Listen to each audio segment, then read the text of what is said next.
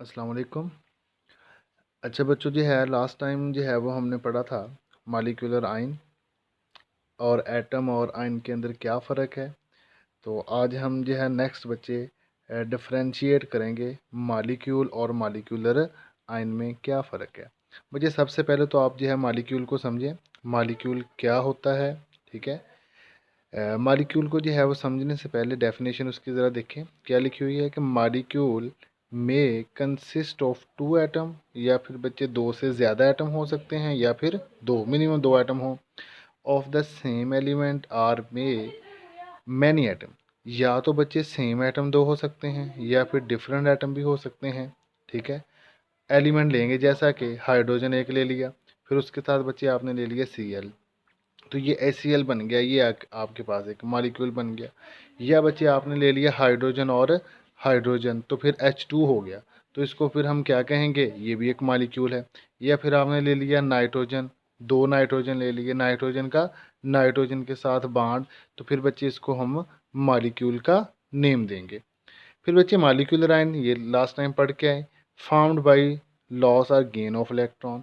बच्चे मॉलिक्यूल है HCl है जैसा कि, या फिर कोई भी मॉलिक्यूल है CH4 है, उसमें से इलेक्ट्रॉन या तो लॉस हो, इलेक्ट्रॉन या तो बच्चे निकल जाएं या वो इलेक्ट्रॉन हासिल कर ले, उसको फिर हम क्या बोलेंगे, मॉलिक्यूलर आयन।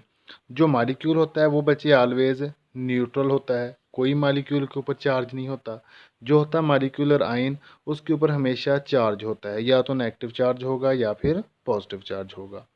फिर बच्चे जो मॉलिक्यूल है बाय कम्बिनेशन ऑफ एटम, बच्चे ये एटम के कम्बिनेशन से, एटम के मिलाप से मॉलिक्यूल वजूद में आता है।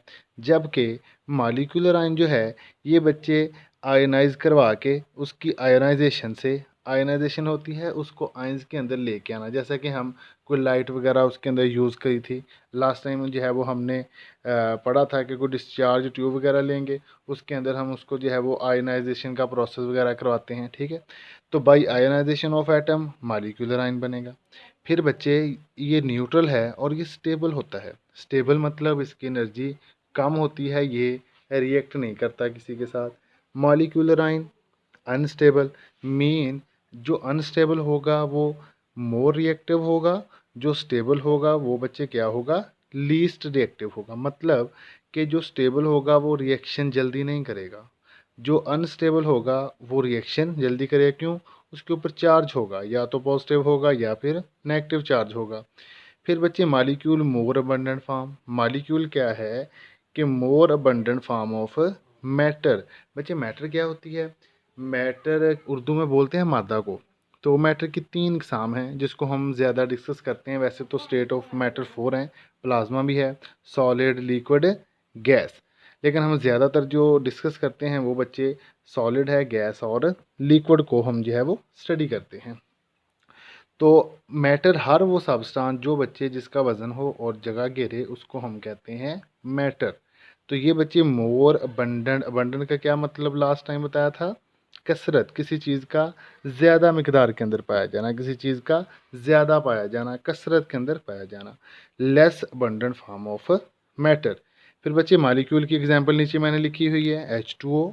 आपके माइंड में कोई और हो सकती है तो वो भी मॉलिक्यूल की लिख सकते हैं, HCl लिख लें, H2SO4 लिख लें, या फिर कोई भी आपके माइंड में जो हो, सुक्रोज़ लिख लें, शुगर, चीनी का फार्मूला जो होता है। फिर मैंने नाइट्रोजन लिखा है, यहाँ पे आप क्लोरीन लिख लें, ऑक्सीजन लिख लें। ये मैंने लिखा हुआ है C6H12O6, इसको क्या बोलते हैं, ग्लूकोज का नेम देते हैं। क्या बच्चे बोलते हैं, ग्लूकोज बोलते हैं।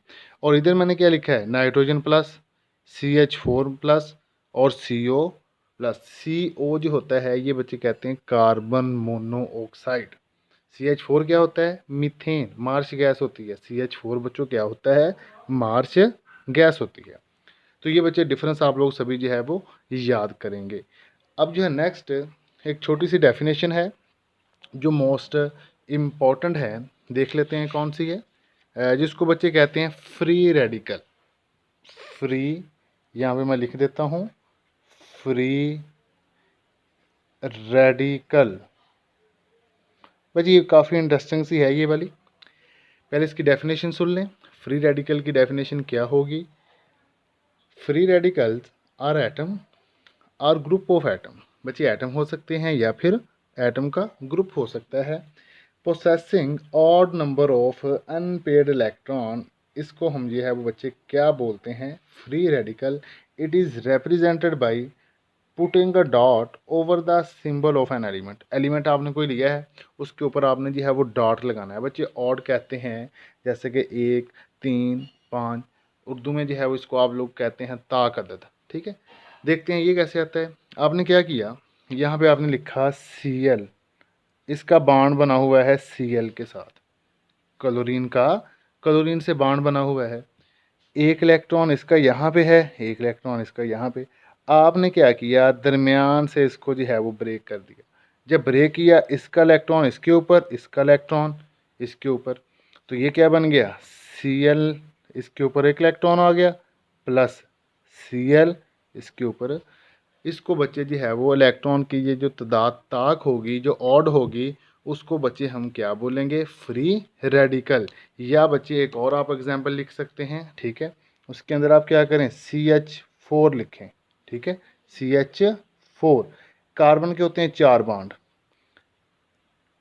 हर जगह पे हाइड्रोजन, हर जगह पे क्या है, हाइड्रोजन।